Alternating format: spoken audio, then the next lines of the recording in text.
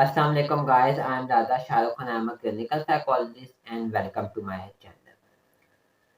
अगर आप न्यू हैं तो वेलकम टू माय चैनल। यहाँ पे हम साइकोलॉजी, मेंटल हेल्थ और डिफरेंट साइकोलॉजिकल टॉपिक्स के बारे में बात करते हैं और आपको मैं अवेयर आगाह करने की कोशिश करता हूँ डिफरेंट मेंटल हेल्थ इश्यूज़ के बारे में या कोई थेरी हो एक्सेट्रा, और आपको मैं अवेयर करने की कोशिश करता हूँ कि आप कैसे अपनी मेंटल हेल्थ को इम्प्रूव कर सकते हैं। Welcome to my channel.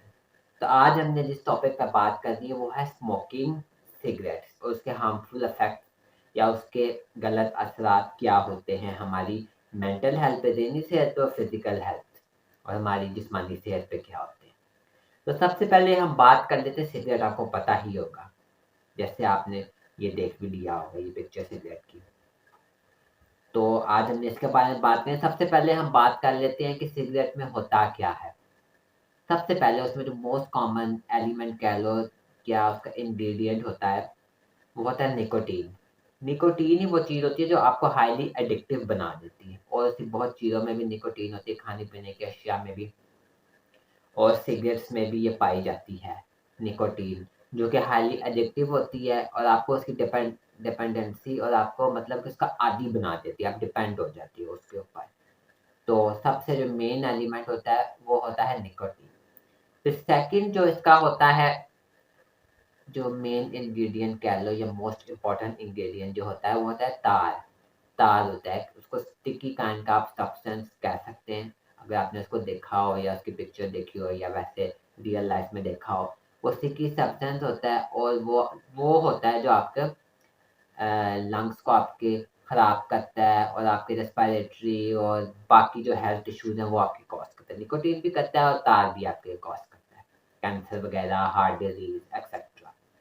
फिर इसके बाद आते हैं इसमें कार्बन मोनोऑक्साइड होती है, स्पेशली जो आपकी सांस और आपकी जो ऑक्सीजन होती है उसको रिड्यूस करती है लंग्स में आपके।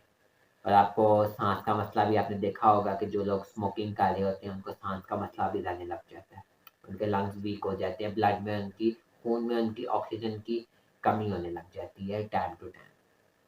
और फिर उस तरह वो heart disease etcetera, lungs problem, respiratory problem और आपको सांस के मसले होने लग जाते हैं। फिर और भी इसमें चीज़ें आ जाती हैं, बेंजीन आ जाता है, हैवी मेटल्स आ जाते हैं एक्सेट्रा, और भी बहुत सारी इसमें चीज़ें आ जाती हैं जो इसमें शामिल होती हैं, जो कि आपके लिए हानिकारक आप कह लो या आपके लिए बहुत बुरी होती हैं आपकी सेहत के लिए। अब हम बात करेंगे कि एडिक्शन एक क्या होती है। एडिक्शन, उसकी अगर हम इंग्लिश में डेफिनेशन की बात करें, डब्ल्यूएचओ ने ये डेफिनेशन दी हुई है कि एडिक्शन एक क्रॉनिक डिजीज है। उन्होंने इसको एक मेजर एक क्रॉनिक आपको एक डिजीज कहा गया है, बीमारी आप चले कह लें। तो उसकी डेफिनेशन के अकॉर्डिंग अगर हम उसको पढ़ें कि क्या होती है, वो है addiction is a chronic disease. It affects a person's brain and changes their behavior so they act in a way that harms them. कि आपका बिहेवियर आपके ब्रेन में जाके, क्योंकि हमारा कोई भी बिहेवियर होता है ब्रेन से लिंक्ड होता है। बायोकेमिस्ट्री, न्यूरोट्रांसमीटर्स, ब्रेन में जो केमिकल होते हैं, ब्रेन के जो फंक्शंस होते हैं डिफरेंट, उनको जाके वो हिट करता है। स्पेशली आपको एडिक्शन किसी भी चीज़ की हो, और स्मोकिंग एडिक्शन और ये सिगरेट्स की आपको जो एडिक्शन लत कह लो, ये आपके ब्रेन से स्टार्ट होती है कि आपके ब्रेन में ऐसे डोपामिन हिट्स कह लो, जिसके हम आगे बात करेंगे, आपके न्यूरोट्रांसमीटर इम्बैलेंस हो जाते हैं और एक्सेट्रा, और आपके ब्रेन फंक्शन को वो इस तरह इरेगुलेट कर देती है कि आपको निकोटीन और तार एक्सेट्रा की आदत हो जाती है। फिर हम DSM-5 की बात करें, अब TR आ गया न्यू वर्जन, उसकी बात करें, उसमें सब्सटेंस अब्यूज डिसऑर्डर्स भी दिए हुए हैं, जी हाँ मैं लिस्ट कर दूंगा, अल्कोहल एक्सेट्रा वगैरह बहुत सारे दिए हुए हैं। उसके बारे में हम बात नहीं करेंगे, पर आप ये देख लें। उसमें स्मोकिंग एडिक्शन वगैरह इस तरह मेजर बात नहीं की गई हुई। तो मैंने कहा है कि वी आर साइकोलॉजी से, आप साइकोलॉजी स्टूडेंट हैं, नहीं भी हैं तो हम यहाँ पे मेंटल हेल्थ की बात करते हैं। तो हम DSM-5 टीकैट की भी बात करें, उसमें अगर स्मोकिंग का इस तरह बात नहीं की गई भी, मतलब एज अ मेजर बात नहीं की गई या उस तरह का कोई डिसऑर्डर है। तो उसमें अगर हम एडिक्शन की हम अभी बात करें, जैसे हमने WHO की डेफिनेशन की बात की कि किसी चीज़ को आप बार बार यूज़ कर रहे हो, आपका मतलब कि वो आपके बिहेवियर को और आपके चेंज कर देती है, हार्मफुल कर देती है और आपके ब्रेन में वैसी चेंजेस कर देती है। और अगर हम DSM-5 TR की बात करें तो उसमें बिहेवियर एडिक्शन की बात की गई है। कि आपको जो बिहेवियर एडिक्शन बन जाते हैं। उसकी डेफिनेशन दी गई हुई है, a group of repetitive behaviour sometimes termed as behaviour addiction. आपका बिहेवियर एडिक्शन बन जाता है, आप वो बिहेवियर और ऐसे रिपीटेटिव बिहेवियर काम जो आप बार बार कर रहे होते हो, तो वो आपकी बिहेवियर एडिक्शन बन जाएगी और वो हार्मफुल ही होगी इन लॉन्ग रन। अब हम बात करेंगे इसकी वजूहात की, कॉजेज, रीजन, इटियोलॉजी, इंग्लिश में आप कुछ भी कह लें। तो जैसे साइकोलॉजी में आप लोग अगर साइकोलॉजी बैकग्राउंड से हैं तो आपको पता होगा कि उसमें हम bio psycho social model use करते हैं हर बीमारी की वजूहात जानने के लिए, कॉजेज, रीजंस जानने के लिए। कि एक उसकी बायोलॉजिकल रीजंस होती हैं, कुदरती होती हैं, बायोलॉजी से जेनेटिक से लिंक्ड होती है। फिर आ जाती है साइकोलॉजिकल, जो आपकी ज़हनी होती है ऑब्वियसली। और फिर आ जाता है आपका सोशल, एनवायरमेंटल, के आपके इर्द गिर्द की ऐसी क्या चीज़ें जो आपको वल्नरेबल बनाती हैं एक डिजीज़ के लिए। सबसे पहले हम बात करेंगे बायोलॉजिकल रीजंस, जो कि है डोपामीन। डोपामीन हमारा एक न्यूरोट्रांसमीटर होता है, जैसे बहुत सारे हमारे न्यूरोट्रांसमीटर्स होते हैं। उसका डोपामीन होता है, उसमें प्लेजर होता है। प्लेजर और रिवॉर्ड सिस्टम के लिए वो काम करता है डोपामीन। वो न्यूरोट्रांसमीटर्स होता है। न्यूरोट्रांसमीटर कहते हैं कि ऐसे केमिकल्स होते हैं हमारे ब्रेन में जो हमारे फंक्शन को लीड कर रहे होते हैं। और न्यूरॉन्स भी होते हैं जिसको हम नर्व सेल्स भी कहते हैं। तो न्यूरोट्रांसमीटर डिफरेंट होते हैं। और सबसे जो मेजर होता है स्पेशली एडिक्शन में, स्मोकिंग एडिक्शन भी ले लो और भी एडिक्शन में, आपका न्यूरोट्रांसमीटर जो होता है वो डोपामीन होता है, जो आपका रिवॉर्ड सिस्टम में, प्लेजर में स्पेशली काम कर रहा होता है। कि आप जब वो लेते हो निकोटीन, स्पेशली ताश से भी होता है और चीज़ों से भी, पर स्पेशली आप सिगरेट की बात करो या और भी कोई आपको एडिक्शन है, तो उसमें आपको निकोटीन जब आप लोगे, और तार भी कह लो, पर स्पेशली आप निकोटीन लोगे, आप चाय वगैरह भी देते हो, जैसे कैफीन की एडिक्शन और चीज़ों की भी एडिक्शन होती है। पर अगर स्मोकिंग की बात करें, सिगरेट्स की, तो उसमें निकोटीन हमारा जो होता है वो रिलीज होने लग जाता है जब हम स्मोक कर रहे होते हैं, सिगरेट पी रहे होते हैं, और हमें एक प्लेजर आ रहा होता है, साथ साथ हमें रिवॉर्ड भी मिल रहा है, जिसको हम डोपामिन हिट भी कहते हैं। इंस्टेंट हमें एक रिलीफ मिल जाता है, प्लेजर मिल जाता है, जिस वजह से हमारी कभी कभी होता है कि हमें कोई टेंशन हो, स्ट्रेस हो, कोई हम परेशानी हो, तो वो एकदम हमारी दूर भी हो जाती है। तो हमें लग रहा होता है कि नहीं, सिगरेट पियो तो हमारी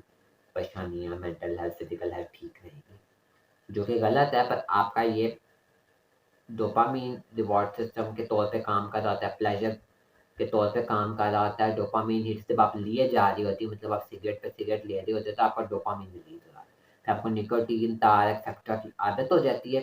फिर आपको एक्सटर्नली ही चाहिए होगा, क्योंकि आप उसको बाहर से मिलने की आदत हो जाती है। तो वो एक तो उसका इरेगुलर हो गया सिस्टम ब्रेन में, और दूसरा हो गया कि वो खुद से नहीं बनाएगा। फिर उसको बार बार चाहिए, उसको हम कहते हैं कष्ट लेते हैं, फिर हमें सुकून मिलता है। नहीं लें तो हमें फिर डोपामिन हिट या एक कष्ट, जिसको हम कहते हैं, चाहिए होता है। तो ये हो गया। और इसके अलावा और भी, जैसे सेरोटोनिन, एक्सेट्रा, और भी होते हैं काफ़ी सारे, आप कह लो न्यूरोट्रांसमीटर्स। पर स्पेशली ये डोपामिन, आपकी कोई सी भी एडिक्शन हो, स्पेशली स्मोकिंग एडिक्शन, उसमें ये इसका स्पेशली फंक्शन होता है। तो हम रिसर्चेस की बात करें तो रिसर्चेस भी यही बताती हैं, आपको स्क्रीन पे शो भी हो जाएगी। एक मैं आपको रिसर्च साथ साथ रिसर्चेस भी शो करता रहूँगा, कि आपको पता लगे कि रिसर्चेस से ही मैंने ये सारा कुछ आपको बता रहा हूँ। और रिसर्चेस भी शो करती हैं कि आप जब सिगरेट लेते हो, आप सिगरेट पी रहे हो, तो आपको प्लेजरेबल इफेक्ट आ रहे होते हैं, आपको डोपामिन हिट्स हो रहा होता है, आपका डोपामिन रिलीज हो रहा होता है, और आपको जो होता है इंक्रीज लेवल ऑफ डोपामिन। तो आप जितनी सिगरेट लेते रहोगे, आपकी तलब भी और बढ़ती जाएगी और आपको और ज़रूरत भी पड़ेगी। फिर आ जाता है और भी आपके जो न्यूरोट्रांसमीटर्स होते हैं, ब्रेन के केमिकल्स होते हैं, वो लिंक्ड होते हैं, और आपको वो सिगरेट पीने में वो भी रिलीज होते हैं। और जिसमें आ गया आपका, क्या नाम है, आपके बहुत सारे होते हैं डोपामिन के अलावा भी, आपके सेरोटोनिन, जैसे मैंने बात की, नॉरएफ्रिन होता है, और भी होते हैं जो आपके मूड को भी इम्प्रूव करते हैं, आपके एंग्जाइटी लेवल्स भी दूर हो जाते हैं, आपको कभी कभी डिप्रेशन भी हो रहा है, वो भी आपका कम होने लग जाता है, या आपका स्ट्रेस भी कम हो जाता है, जिसकी हम आगे बात करेंगे। और आपका मूड भी थोड़ा-थोड़ा इम्प्रूव होने लग जाता है। कि आपको प्लेज़र जब आने लग जाएगा, प्लेज़र का हमारा अगर आप स्टडी करें, डोपामाइन का भी करें और प्लेज़र को भी देखें, कि हमारा जितना प्लेज़र थोड़ा-सा बढ़ता जाता है, हमारा मोटिवेशन भी बढ़ती है, हमारा मूड भी इम्प्रूव होता है, उस वजह से हम थोड़ा-सा अच्छा महसूस करने लग जाते हैं। तो आपने लोगों को भी देखा होगा, या आप खुद भी पीते हैं, तो आपने देखा होगा इर्द-गिर्द लोगों को, कि जब वो सिगरेट नहीं पीते हैं तो उनको एक डोपामाइन हिट नहीं मिल रहा होता, उनका वो या थके-थके फ़ील कर रहे होते हैं या उनको चिड़चिड़ापन भी हो रहा होता है। क्योंकि आपकी एडिक्शन ना पूरी हो तो आपको चिड़चिड़ापन भी होता है और आपका वो प्लेज़र रिवॉर्ड सिस्टम आपको नहीं मिल रहा, तो आप लो मूड भी फ़ील करेंगे। फिर जब आप सिगरेट ले लेते हैं, आपने किसी को देखा होगा सिगरेट लेते हैं, फिर वो एनर्जाइज़ भी हो जाते हैं और उनका मूड भी इम्प्रूव हो जाता है। ये मोस्टली आप देखते हो हैप्पी रहने लग जाते हैं, अच्छा उनका प्लेज़ेंट मूड हो जाता है, जो उनका पहले नहीं होगा। तो आपका ऐसे भी रेगुलेट करते हैं न्यूरोट्रांसमीटर्स और डोपामाइन हिट्स और जो आपके मैंने बात की है, वो आपके न्यूरोट्रांसमीटर्स जब आपका लेवल एकदम शूट अप होता है, तो आपका मूड भी इंक्रीज़ हो जाता है, डिप्रेशन भी कम हो जाता है और आपकी एंग्ज़ायटी लेवल भी कभी-कभी कम हो जाता है।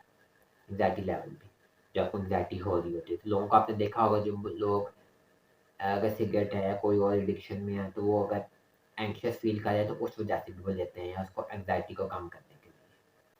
अब जैसे मैंने बात की पहले भी न्यूरोट्रांसमीटर तो ब्रेन के फंक्शंस की, तो ब्रेन केमिस्ट्री भी हमारी अफ़ेक्ट हो जाती है। क्योंकि आप बाहर से कोई चीज़ ले रहे हो तो आपके ब्रेन में बहुत ज़्यादा जाएगी, आपके ब्लड में बहुत ज़्यादा जाएगी, जिस्म में आप मिकदार लोगे, तो वो आपकी नेगेटिव इम्पैक्ट ही करेगी और आपकी बायोकेमिस्ट्री, आपके ब्रेन का जो होता है सिस्टम को वो ख़राब कर देगी। आपको बाहर से लेने की आदत हो जाएगी तो आपको नेगेटिव कॉन्सिक्वेंस ही होंगे। कि दूसरे हार्मफुल नेगेटिव असरात और मतलब की बात करें कॉन्सिक्वेंसेस की, हार्मफुल इफ़ेक्ट्स की, तो जिसमें आपको कैंसर हो जाता है, आपको हार्ट डिज़ीज़ भी हो सकती है, कार्डियक अरेस्ट बहुत कॉमन है और आपको रेस्पिरेटरी इश्यूज़ भी हो जाते हैं, कहीं को स्किन इश्यूज़ भी हो जाते हैं कुछ धुआँ की वजह से। और आपको इनफर्टिलिटी इश्यूज़ मेल फीमेल दोनों में हो जाते हैं और आपके ओरल डिजीज़ भी हो जाती हैं एक्सेट्रा बहुत सारा आपको नुकसानात हो जाते हैं। अब हम बात करेंगे इसके साइकोलॉजिकल इफ़ेक्ट्स या इम्पैक्ट की, कि सबसे पहले तो है कि स्ट्रेस के लिए यूज़ करते हैं ये, कि बहुत से लोग होते हैं स्ट्रेस अपना कोप करने के लिए, जैसे मैंने बात की कि एंग्ज़ायटी लेवल भी आपके कम हो जाते हैं, स्ट्रेस भी आपका रेगुलेट या कम हो जाता है लेने से, जब आपको डोपामाइन हिट्स मिलते हैं और आपकी बायोकेमिस्ट्री में आपके मतलब और न्यूरोट्रांसमीटर्स रिलीज़ होते हैं, तो आपको जो है स्ट्रेस रिलीफ़ के लिए भी यूज़ होता है, आपका मूड भी इम्प्रूव हो जाता है, एंग्ज़ायटी भी कम हो जाती है और आप फ्रेश फ़ील करने लग जाते हो, तो इसलिए भी लोग ये यूज़ करते हैं, ये इम्पैक्ट भी आपका बन जाता है कि इससे आपको फिर नेगेटिव इफ़ेक्ट ही बाद में होने लग जाता है।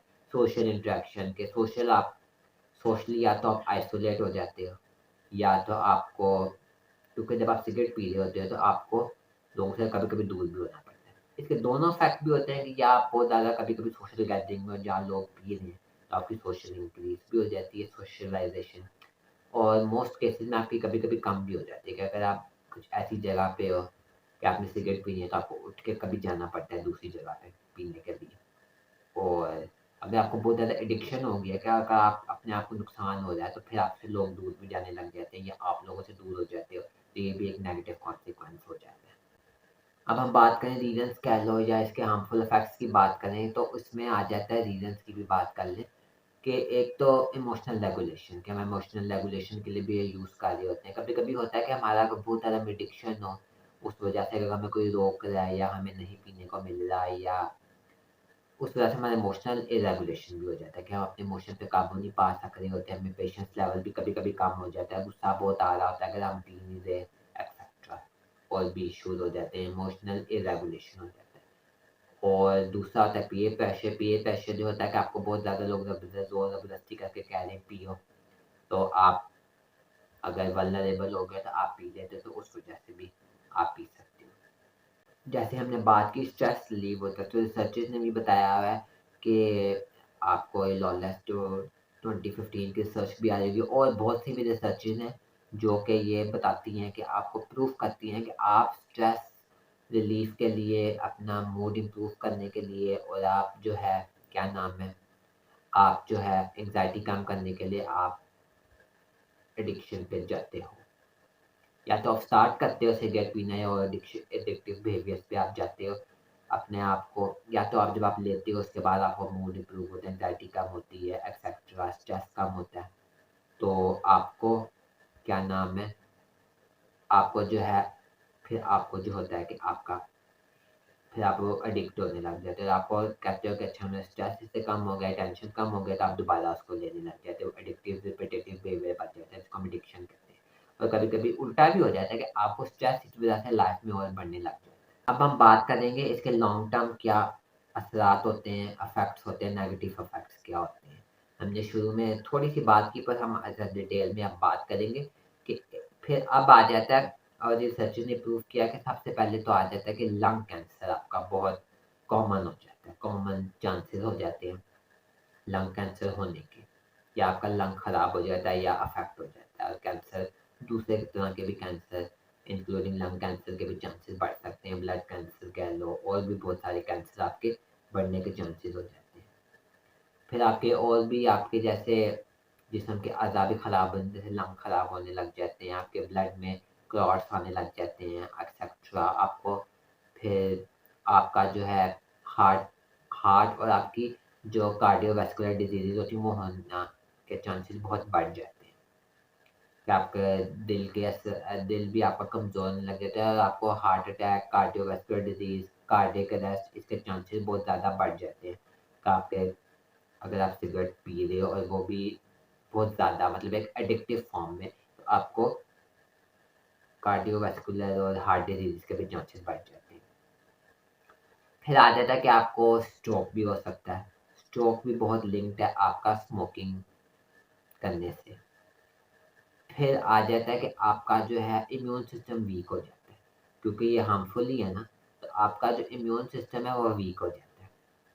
और ये आपको समझना चाहिए कि इम्यून सिस्टम जो होता है आपका, आपकी डिजीज़ेज़ से, या आपको कोई बीमार होते हो, या आपको कोई ऐसा इन्फेक्शन होता है, वायरस होता है, या कोई भी आपको अटैक होगा बॉडी में, तो आपका इम्यून सिस्टम काम करता है आपका आपकी बॉडी को बचाने के लिए, उसको फिर से ठीक करने के लिए। तो आपका इम्यून सिस्टम वीक हो जाएगा, तो आपको और तरह की बीमारियाँ होती जाएँगी, आपको छोटी-सी भी बीमारी होगी तो वो जल्दी ठीक नहीं होगी। फिर आपका आ जाता है कि फर्टिलिटी इश्यूज़।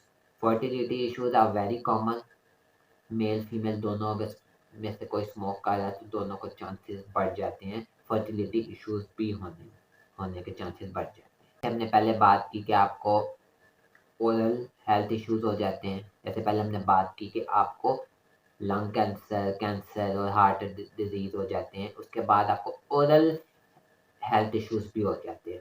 आपको माउथ कैंसर, जैसे कैंसर में ही बात करें, माउथ कैंसर हो जाता है, दाँत आपके पीले या खराब होने लग जाते हैं, गिरने भी कईयों के लग जाते हैं, मुँह में छाले एक्सेट्रा, ब्लड क्लॉट्स। तो आपको मुँह से भी, जिसको हम ओरल इश्यूज़ कहते हैं, ओरल प्रॉब्लम्स भी आपको होने लग जाती हैं, मुँह की और दाँतों की प्रॉब्लम्स। फिर आपको रेस्पिरेटरी इश्यूज़, आपको साँस के मसले भी होने लग जाते हैं, क्योंकि अगर आप बहुत ज़्यादा ले रहे हो निकोटीन, तार आपके अंदर ब्लड में जमा हो रहा है, लंग्स भी वीक हो रहे हैं, और ऑक्सीजन भी वो आपकी खींच रहा है, तो आपको होने के बहुत चांसेस बढ़ जाते हैं। या आपने देखा होगा अस्थमा भी हो जाता है कई लोगों को, कईयों को साँस के इश्यू होते हैं, कईयों को खाँसी बहुत आ रही होती है, साँस लेने में मसला हो जाता है। That is all because of smoking. अब हम फैक्ट्स एंड फिगर स्टैटिस्टिक की बात कर लें, तो टबैको और ये जो होता है स्मोकिंग, वर्ल्ड वाइड देखें तो 8 मिलियन लोगों से भी ज़्यादा हर साल एवरी ईयर जो हैं डेथ्स होती हैं। 8 मिलियन लोग, बहुत ज़्यादा पॉपुलेशन है जो कि they die because of smoking और टोबैको की वजह से। ये डब्ल्यूएचओ की रिपोर्ट है। आप देख भी सकते हैं, स्क्रीन पे मैंने शेयर किया है। और अगर हम पाकिस्तान की स्टैट्स की बात करें तो 25.4 मिलियन लोग जो है टोबैको यूज़र्स हैं। तो इतने ज़्यादा लोग टोबैको यूज़ करते हैं। सो अब हमने बात करनी है हिस्ट्री की इसके बारे में। तो वीडियो लंबी हो जाएगी। आप लोग देखें, ये मैंने बहुत डिटेल में आज वीडियो बनानी है। और उसमें मैं हिस्ट्री की भी बात करूँगा, एंड में जाके हम बाकी चीज़ों की भी बात करेंगे। तो अगर हम हिस्ट्री की बात करें तो James Albert Bentsacker, sorry if I am mispronouncing it, तो ये था, इसने, क्या नाम है, इसने सिगरेट इन्वेंट की थी 1980s में, कह लो। वो वर्क करता था सिगरेट कंपनी में। उसने सबसे पहले, मतलब ये काम किया था, सिगरेट एक किस्म की इन्वेंट की थी उसने, क्योंकि उसने मशीन एक इन्वेंट की थी जिसको बेंसर कहते हैं। मशीन उसने इन्वेंट की थी जो कि सिगरेट रोलिंग मशीन कह लो, वो सिगरेट प्रोड्यूस करती थी। तो ये पहला बंदा हो गया जो कि सिगरेट जिसने इन्वेंट की थी। तो आप सब इसको गालियाँ भी दे सकते हैं। अब हम और हिस्ट्री में चले जाएं, मतलब 1980 से तो आगे चले जाएं। 1929 में न्यूयॉर्क न्यूयॉर्क अमेरिका यूएसए में सेलिब्रेट हो रहा था 1929 में ईस्टर, जो कि क्रिश्चियन का होता है फेस्टिवल, वो सेलिब्रेट हो रहा था। और वहाँ पे एक परेड हो रही थी। परेड आपको पता होगा, एक वॉक थी हो रही होती है जिसमें वो परेड कर रहे होते हैं, अपना इवेंट सेलिब्रेट कर रहे होते हैं।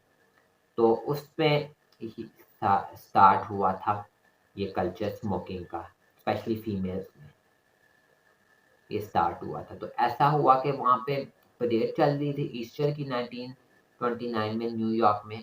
तो वहाँ पे उन्होंने देखा कि ग्रुप ऑफ फीमेल्स थी, आप कह लो, कि जो सिगरेट हाथ में लेके सिगरेट पीते हुए आ रही थी परेड के साथ साथ ही।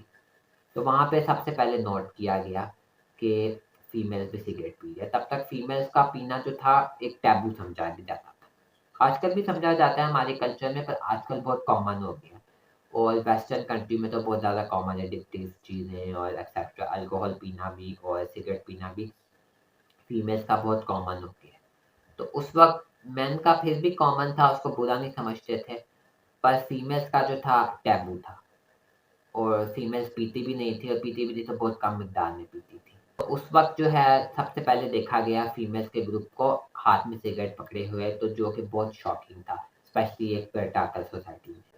और ये वो टाइम था कि जब वुमेन एम्पावरमेंट फेमिनिज्म की मूवमेंट बहुत ज़्यादा ज़ोरों शोर से मतलब स्टार्ट हो गई भी थी, और वो परवान चढ़ी थी फेमिनिज्म की मूवमेंट। आप इसको हिस्ट्री में भी पढ़े तो 90s में ही, 1900s में ही, स्पेशली 1920 के बाद 1929 में फीमेल्स जो थी बढ़ चढ़ के, और फेमिनिज्म की वुमेन एम्पावरमेंट की मूवमेंट बहुत आगे बढ़ गई।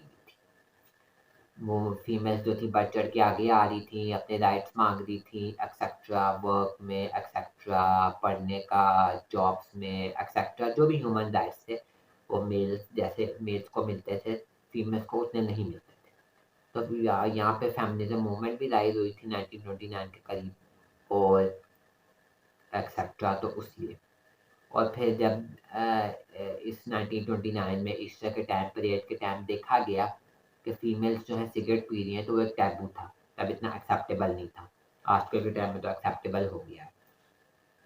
तो वहाँ पे उसको सिगरेट हाथ में लिए देखा गया, जो कि पेट्रियार्कल सोसाइटी अगर आप देख लो तो उसमें बहुत ज़्यादा टैबू था। और इसको लिंक किया गया वुमेन एम्पावरमेंट से, फेमिनिज्म की मूवमेंट से, और इसको इस तरह लेके गया कि फीमेल्स भी सिगरेट पी सकती हैं। और इसको एक as a symbol of freedom भी कहा कि जो फीमेल्स हैं वो अपने लिए अपने हक मांग सकती हैं, अपना आप अपना मतलब कि अपने लिए जो चाहें वो कर सकती हैं, जो कि मेल्स कर सकते हैं वो फीमेल्स भी कर सकती हैं। तो सिगरेट को भी उससे लिंक किया गया था। हमने बात की फीमेल्स की स्मोकिंग की 1929 में। तो तो वो जो है वो कहाँ से स्टार्ट हुआ उस बारे में बात करते हैं। सबसे पहले हम बात करेंगे एडवर्ड बर्नेस के बारे में, जो कि आपको सिगमंड फ्रॉइड का पता होगा। If you are from psychology background, नहीं भी पता होगा तो बहुत कॉमन है। He was a father of psychoanalysis. Psychoanalysis, unconscious, id, ego, super ego, dream analysis पे बात की थी, उसके बारे में आप पढ़ भी सकते हैं। तो उसका नेफ्यू था, he was Edward Bernays, sorry if I am not pronouncing anything wrong name specially. तो Edward Bernays was nephew of Sigmund Freud, उसका भांजा था। तो जैसे सिगमंड फ्रॉइड को कहते हैं फादर ऑफ साइकोएनालिसिस, इसको फादर ऑफ पब्लिक रिलेशनशिप कहा गया था। पब्लिक रिलेशनशिप, पीआर जिसको हम कहते हैं, उसके बारे में बात भी करते हैं। तो ही वाज नेफ्यू ऑफ, क्या नाम है, सिगमंड फ्रॉइड का, और वो साइकोएनालिसिस पे काम करता था, ये इसका नेफ्यू था। He was called father of public relation. तो 1990s में he used to work in tobacco company, जो कि सिगरेट्स बनाती थी, इस तरह की चीज़ें बनाती थी। तो इसने नोट किया कि सिगरेट्स की सेल नहीं इतनी बढ़ी, बहुत ज़्यादा नहीं बढ़ी, और कंपनी को नुकसान हो रहा था, टबैको कंपनी को। तो वो सोच रहा था कि कैसे मैं सेल्स बढ़ाऊँ। तो उसने ये सोचा कि फीमेल्स की भी बहुत ज़्यादा पॉपुलेशन है। तो अगर फीमेल सिगरेट यूज़ करने लग जाएँगी, पीने लग जाएँगी, तो बहुत ज़्यादा सिगरेट हो सकता है उसकी सेल बढ़ जाए। क्योंकि फीमेल्स भी बहुत ज़्यादा, तब भी पॉपुलेशन तो होगी सिगरेट फीमेल्स की पॉपुलेशन की। तो उन्होंने सोचा कि अगर फीमेल्स स्टार्ट स्मोकिंग सिगरेट्स तो उनकी सेल्स हो सकता है बहुत ज़्यादा बढ़ जाए। तो ये इसने आइडिया सोचा, अपनी टीम को बताया और उसने उस पे वर्क करने की कोशिश की। और वो था तो फादर ऑफ पब्लिक रिलेशनशिप उसको कहते थे, तो उसको टेक्निक और ट्रिक्स तो बेहतर तौर पे पता ही होंगे कि कैसे आपने सेल्स इंक्रीज़ करनी है, कैसे मार्केटिंग करनी है। तो उसने ऐसा सोचा कि उसने फीमेल्स के पास जाके उसने सिगरेट्स की इम्पोर्टेंस बताना शुरू कर दी। उसको स्पेशली लिंक करने लग गया फेमिनिज़्म से, फेमिनिज़्म मूवमेंट से और वुमेन एम्पावरमेंट से। इसकी हम बात करें एडवर्ड बर्नेस की। तो उसने जब फेमिनिज़्म से लिंक किया तो ऑब्वियसली उसकी तो परवान चढ़ ही है, वो इंक्रीज़ हो रहा था वुमेन एम्पावरमेंट, फेमिनिज़्म मूवमेंट। तो वो बहुत फ़ैसिनेट हुए होंगे और फिर उन्होंने 1929 के टाइम पे, परेड के टाइम पे और उसी ईस्टर के टाइम पे उसने कुछ ऑलमोस्ट 10 फीमेल्स के ग्रुप को ने सिगरेट हाथ में पकड़ा दिया, कहा स्मोक करो और एक्सेट्रा फेमिनिज्म से तो लिंक कर ही दिया। तो वो भी खुशी-खुशी उन्होंने ले ली और वो साथ परेड के हाथ में सिगरेट लेके पी के चलने लग गए। तो जैसे हमने पहले बात की कि लोग देख के हैरान हो गए। ऑब्वियसली कोई न्यू चीज़ आप करो तो वो टैबू जो मानी जाती है तो वो लोग उसको एक्सेप्ट नहीं करेंगे, तो यही हुआ। पहले लोगों ने एक्सेप्ट नहीं किया, बुरा-भला कहा, फिर जब फीमेल्स ने अपने हकूक माँगने शुरू किए एक्सेट्रा तो फिर बाद में जाके वो कॉमन हो गई। और जब उसने ये सारा कुछ किया, मतलब कि फीमेल्स को एम्पावरमेंट के नाम पे सिगरेट्स पकड़ाई, तो उसने क्या किया कि कुछ फोटोग्राफर्स को पैसे भी देके उनकी पिक्चर्स भी क्लिक करवाई, उसको सर्कुलेट भी कराया और मतलब कि बहुत ज़्यादा मार्केटिंग की। क्योंकि public relationship, father of public relation तो वो था ही। और फिर उसने न्यूज़पेपर्स को भी इकट्ठा करके उनको भी पैसे देके एक्सेट्रा। तो फोटोग्राफर और न्यूज़पेपर से बहुत ज़्यादा एडवर्टाइजमेंट करवाई। तो अब पुरानी 1990s 1929 या उसके बाद की आप देखेंगे कि राइज ऑफ फेमिनिज्म मूवमेंट और वुमेन एम्पावरमेंट भी हो रही थी, साथ-साथ सिगरेट भी फीमेल्स ने हाथ में पकड़ी हुई थी, पी रही होंगी और उसको भी उसने फिर डिस्ट्रीब्यूट करवाया सारे न्यूज़पेपर में पिक्चर्स को भी। और फिर न्यूज़पेपर्स और सारी उसने पिक्चर्स वगैरह सर्कुलेट करवाई और लोगों को मतलब कि कॉमन करवाया और इस तरह सेल्स राइज भी हुई उनकी टोबैको कंपनी की। अब हम बात करते हैं फ्रिट्ज लिंगटिंग की। तो वो उसने 1930 में उसने फ्रिट्ज ने जो था वो जर्मन फिजिशियन था। जर्मनी की बात हो रही है, उसमें था वो जर्मन फिजिशियन था और उसने रिसर्च करना स्टार्ट किया। उसने रिसर्च की सिगरेट स्मोकिंग पे। तो उसमें भी यही रिवील हुआ कि सिगरेट स्मोकिंग कैंसर कॉज करती है। तो उसने वो रिसर्च की और इस तरह आप क्या, और उसने फिर बात की कि एंटी स्मोकिंग की, मतलब कि स्मोकिंग के उसने हार्मफुल इफेक्ट्स भी बताए। तो इस तरह आप कह सकते हो कि Germany was the first country to take anti smoking measures. कि जर्मनी में 1930 में उसने फ्रिट्ज ने रिसर्च की, बताया कि कैंसर होता है और डिजीजेस भी होती हैं स्मोकिंग सिगरेट करने से। पहले भी था, पता था, पर इतना नहीं पता था। इतनी कोई रिसर्च नहीं थी, प्रॉपर डाटा नहीं था कि जिस वजह से पता हो। तो इसने रिसर्च की और रिवील किया कि कैंसर और डिजीज़ेज़ होती हैं सिगरेट से। तो फिर एक मूवमेंट भी स्टार्ट हो गई एंटी सिगरेट्स की। एंटी सिगरेट्स मूवमेंट भी स्टार्ट हो गई और इस तरह आप कह सकते हो कि जर्मनी जो था, पहली कंट्री कह सकते हो कि जिसने एंटी स्मोकिंग कैंपेन भी स्टार्ट की। सिगरेट पे भी लिखा होता था कि नो स्मोकिंग और उसके इफेक्ट्स, हार्मफुल इफेक्ट्स एक्सेट्रा। पर इस टाइम पे था कि उसकी जो रिसर्च थी वो इतनी साइंटिफिक नहीं थी, तो वो उस वजह से वर्ल्ड वाइड इतनी एक्सेप्ट नहीं की गई। और पहली पहली रिसर्च तो फर्स्ट टाइम आप या इनिशियली आप रिसर्चेस करते हो तो कोई आपकी फाइंडिंग्स को इतना अप्रूव या एक्सेप्ट नहीं करता वर्ल्ड वाइड। तो उसकी जर्मनी में तो फिर भी काफ़ी हद तक एंटी जैसे स्मोकिंग कैंपेन जो एक्सेट्रा चलने लग गए, पर वर्ल्ड वाइड इतनी उसकी बात को एक्सेप्ट नहीं किया गया। फिर बहुत आगे जाके 1960s के में 1964 में बहुत ज़्यादा रिसर्चेज़ होने लगी और जहाँ पे सही पता लगा और लोग एक्सेप्ट भी करने लगे वर्ल्ड वाइड, पूरी दुनिया में, के रिसर्च साइंटिफिक रिसर्च स्पेशली होने लगे। बिकॉज़ साइंटिफिक आप रिसर्च करते हो, आपके पास रीज़न होता है, आपके पास एविडेंस होता है, साइंस का यही एक प्लस पॉइंट होता है। तो वहाँ पे 1964 में साइंटिफिक रिसर्चेज़ साइंस ने भी बहुत परवान चढ़ दिया था। पहले भी था पर अब साइंटिफिक रिसर्चेज़ भी हो रही थी 1964 में। तो उस वक़्त जो था एक साइंटिफिक रिसर्चेज़ का भी बहुत ट्रेंड स्टार्ट हो गया हुआ था। तो उस वक़्त सिगरेट स्मोकिंग पे भी एडिक्शन पे भी होने लग गई बहुत ज़्यादा क्या नाम है रिसर्चेज़, और जिस वजह से पता लगा कि स्मोकिंग कॉजेज़ कैंसर और मतलब हार्ट डिज़ीज़ेज़ बहुत ज़्यादा हार्मफुल इफ़ेक्ट्स होती हैं। तो फिर वो वर्ल्ड वाइड ये माना जाने लगा कि स्मोकिंग के नेगेटिव इम्पैक्ट भी होते हैं। अब हमने हिस्ट्री की तो बात कर ली, अब हम बात करते हैं कि टाइप्स ऑफ स्मोकिंग मतलब क्या होती हैं। पहले तो सिगरेट्स ही होती थी या आप सिगार कह लो, पर आजकल तो बहुत ज़्यादा कॉमन स्मोकिंग की और भी टाइप्स आ गई हैं। आप कह लो कि वेप भी आ गया है, जो कि वेप हो गया जिसमें फ्लेवर भी होते हैं, शीशा भी आ गया जिसमें फ्लेवर होते हैं, ई सिगरेट्स भी आ गई हैं, जैसे सिगार की बात हुई एक्सेट्रा, हुक्का वगैरह, शीशा और बहुत सारे हो गए हैं, बहुत सारे हो गए हैं, क्या नाम है। तो आजकल डिफरेंट स्मोकिंग की हो गई है, पर उस टाइम पे पुराने ज़माने में सिगरेट्स कॉमन थी या ज़्यादा से ज़्यादा सिगार कॉमन थे या पाइप्स कॉमन थे, तो सारे स्मोकिंग में ही आ जाते हैं। और अब हम बात करें कि मेंटल हेल्थ प्रॉब्लम्स क्या हो जाती हैं, आप स्मोकिंग बहुत ज़्यादा एडिक्ट हो गए हो तो। क्योंकि हम psychology I am a clinical psychologist, तो हमने उसके बारे में बात भी करनी है।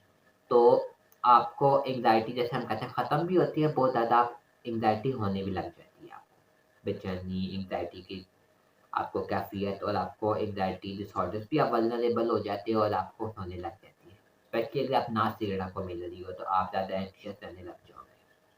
और फिर आगे डिप्रेशन भी आपको होने लग जाता है, इस वजह से भी आपको होने लग जाता है।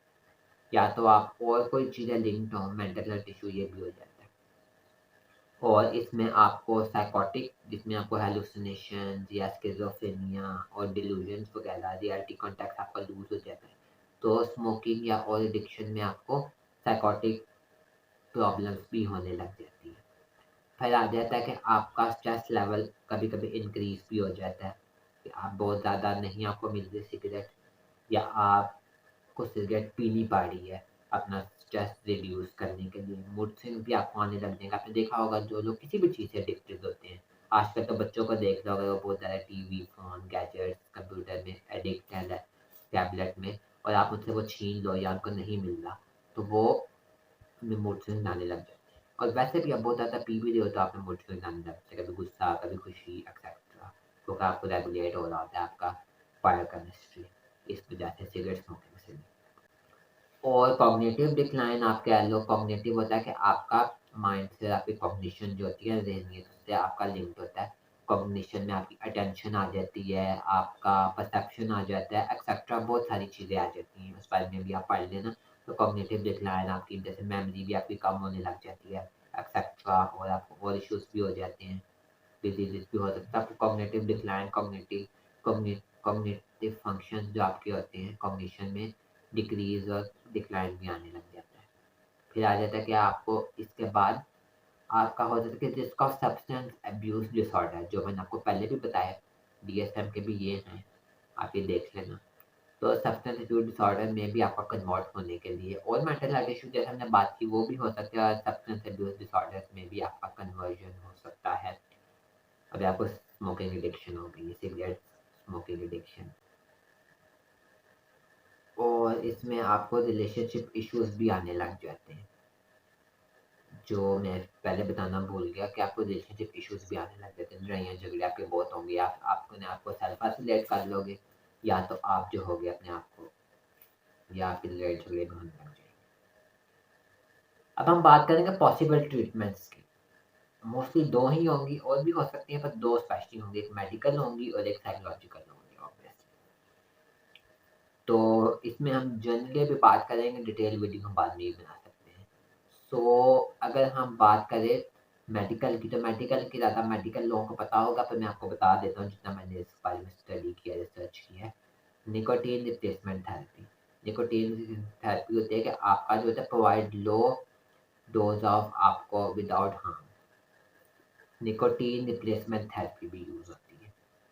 आपको जो होता है या तो डोज आपकी लो कर देते हैं या आपको रिप्लेस करने के लिए वो पैचेस या निकोटीन का कोई आपको ऑल्टरनेटिव देने लग गया, लेकिन निकोटीन बार्स होते हैं, च्युइंगम होती है, एक्सेट्रा, या पैचेस। या फिर आ गया कि प्रिस्क्रिप्शन मेडिसिन भी आपको दी जाती हैं कि आपको दी जाती हैं जिसमें आपको जो है वो आपकी एडिक्शन को कम करती है।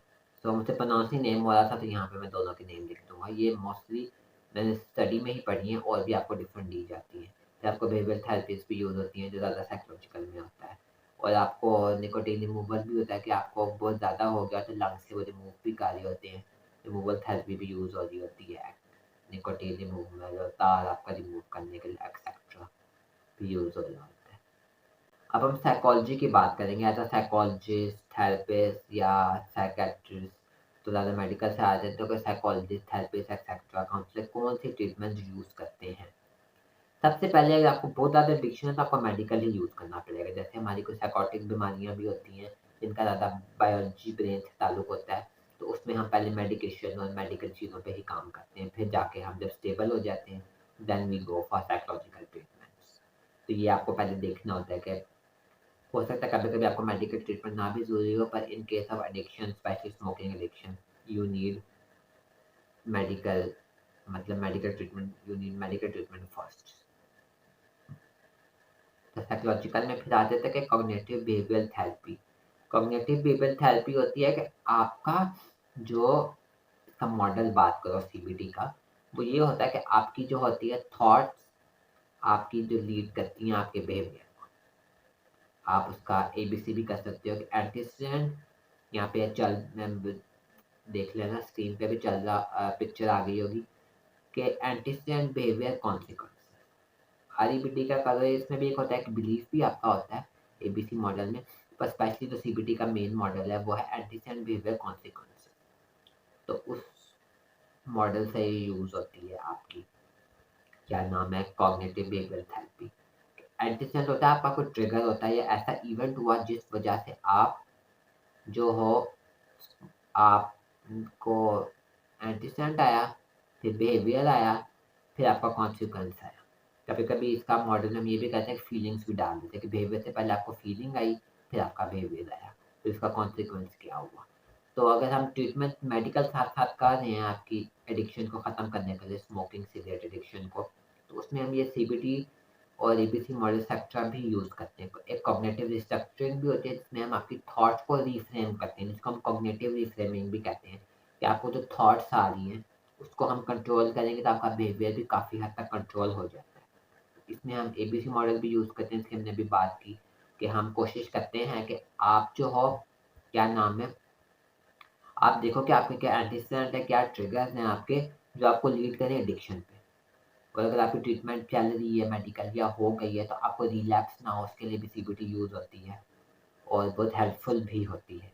आप देखते हो क्या ट्रिगर्स हैं उनको आप कैसे कंट्रोल या अवॉइड कर सकते हैं। फिर आ गया सपोर्ट ग्रुप्स। सपोर्ट ग्रुप्स भी आता है, मेडिकल में भी यूज़ हो जाता है और ये स्पेशली साइकोलॉजिस्ट और साइकोलॉजी फील्ड में बहुत ज़्यादा यूज़ होता है। सपोर्ट ग्रुप्स होते हैं जिसमें आपको यही therapies as a support group में या आपको काफ़ी लोगों के दरमियान ग्रुप थेरेपीज़ दी जाती हैं। उसमें आपको बताया जाता है रिलैप्स के मुताबिक एक्सेट्रा बताया जाता है, सेल्फ केयर एक्सेट्रा और हाइजीन के रिलेटेड, क्योंकि हाइजीन भी आपकी पुअर हो जाती है और बाकी सारी और चीज़ें भी बताई जाती हैं। और अब जो आप वैसे भी आप दूसरों के साथ आप जब होते हो, सोशलाइज़ करते हैं ग्रुप में, आप उनकी प्रॉब्लम सुनते हो तो आप जो हो लर्न भी आप ग्रुप में और ज़्यादा लोगों में बहुत ज़्यादा आप लर्न भी करते हो। तो ग्रुप थेरेपी भी मोटिवेशनल इंटरव्यूइंग भी यूज़ की जाती है, जिसमें आपको मोटिवेट किया जाता है और आपको क्या नाम है, आपको बताया भी जाता है कि ट्रीटमेंट में आप कैसे मोटिवेटेड रहो। आप कैसे छोड़ो भी एडिक्शन, आप कैसे मोटिवेट रहो ट्रीटमेंट के लिए भी। और आपको कैसे क्या नाम है, तो इसमें फिर आपका मेडिकल और मेडिकेशन एडहेरेंस पे भी काम किया जाता है कि कैसे आपको मेडिकेशन बेहतर तौर पे दी जाए और कैसे आपको मोटिवेटेड रखें कि आप मेडिसिन लो। ये स्पोर्ट ग्रुप में भी काम किया जाता है, इंडिविजुअली भी काम किया जाता है क्लाइंट्स पे। तो ये मेरी वीडियो थी, बहुत ज़्यादा लंबी हो गई है। होपफुली आपको बहुत अच्छी लगेगी। डिफरेंट टाइप की मैंने वीडियोज़ बनाने की कोशिश की है। मैंने सोचा कि रिसर्च बेस्ड वीडियोज़ में रिसर्च बात करता हूँ, पर मैंने कहा आज फुली रिसर्च बेस्ड बात करूँ। एडिक्शन की बात कर रहे हो, मतलब स्पेशली स्मोकिंग एडिक्शन की, तो उसकी पूरी मैंने कहा हिस्ट्री भी बतानी चाहिए एक्सेट्रा। और अगर डॉक्यूमेंट्री शायद टाइप हो, होपफुली आपको बोरिंग ना लगी हो। मुझे ज़रूर फीडबैक दीजिएगा कैसी आपको वीडियो लगी, वॉज इट हेल्पफुल, कहाँ पे मैं इम्प्रूव कर सकता था, ये भी बताया करें। और ये भी मुझे बताएं कि जो मैंने सारा बताया है शुरू से लेकर एंड तक, बीच में हिस्ट्री भी बताई है, तो कैसा आपको लगा। होपफुली आपको वीडियो अच्छी लगी होगी। Do subscribe to my channel, hit the bell icon, और इंस्टाग्राम को भी मेरे फॉलो करें। टिल देन बाय, अल्लाह हाफिज़, टेक केयर।